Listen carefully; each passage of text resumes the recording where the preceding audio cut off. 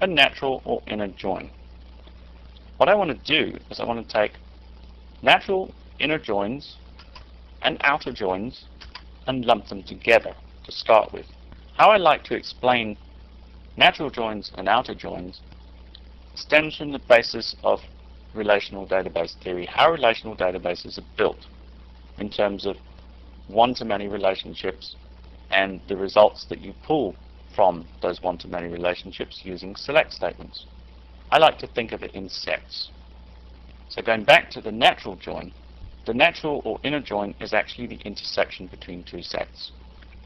If you remember in grade school mathematics where you drew these circle diagrams, and the part where the two circles meet, there are elements within that area intersecting between the two sets which are common to both sets. That's what a natural or inner join is. A natural or inner join is the intersection between two sets where, for instance, if we looked at the act table and the supporting act table, the intersection or natural inner join between those two sets is where the act ID is equal to the act ID in both tables. In other words, you'd select from act and from supporting act, and you'd say act ID is equal to supporting act ID. It's a natural join, naturally between the two keys, where the act table is using its primary key, act ID, and the supporting act table is using its foreign key, where the supporting act is using a foreign key which happens to be part of its primary key structure. So that's a natural or inner join. Just remember, it's an intersection of sets. The outer join is something different. There are three types of outer join: a left outer join, a right outer join, and a full outer join. So what's a left outer join? A left outer join is the intersection between two sets plus all the elements in the one on the left. And obviously the right outer join is the same thing as the intersection, except opposite, it's the table on the right that's included. A full outer join is everything. Everything in the intersection, everything in the first set that's not in the intersection, and everything in the second set that's not in the intersection. You could look at it like this. You select from two tables, you do a natural join, and then the outer join is the part which is in set A and not in set B. The converse is true for the right outer join, where the outer join part is the part which is in set B and not in set A. And once again, the full outer join is everything. Note that a full outer join is not actually a Cartesian product. It's not a multiplication between the two sets, because it does match the intersecting values. All it does with the other values is it simply selects from set A without including the set B values. And the same is true of set B, which it selects from set B without including the set A values.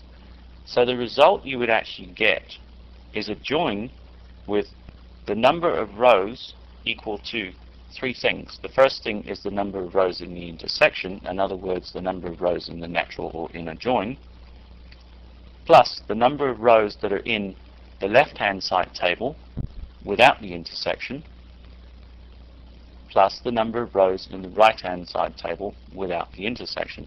The result would not be rows of set A times set B. It would be quite a lot less than that, assuming your data was structured appropriately to use outer joins. Just one point to note. If you're using a lot of outer joins in your SQL code, the chances are your data model is not quite sound, but not necessarily true. Outer joins are extremely inefficient because they read a lot of data that doesn't have matches. Now, in a purist's relational database, every relationship between each table is one to many or one. It is not 0 or 1 to 0, 1 or many. Let's take the relationship between the act and show tables. What it's saying is that I can have an act and I must have one act, but I don't have to have a show. In other words, an act does not have to have a show. So, for instance, a pop music act does not have to be scheduled for any shows at this point in time. Same applies to the venue. What this means is that I could theoretically do an outer join on my act table and my show table, and I would find all the acts with shows and all the acts without shows. Now my question is this, as far as outer joins are concerned, is why would you want to do that? Why would you want the act information joined with the show information, showing both the acts that have shows and the acts that don't?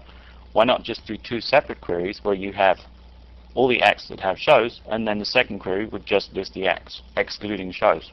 It's very difficult in practical commercial situation to find instances where you need to use outer joins. If you're using a lot of outer joins in SQL code for your application, you might want to take a look at your data model, although changing the data model is expensive and very time consuming. So that's outer joins.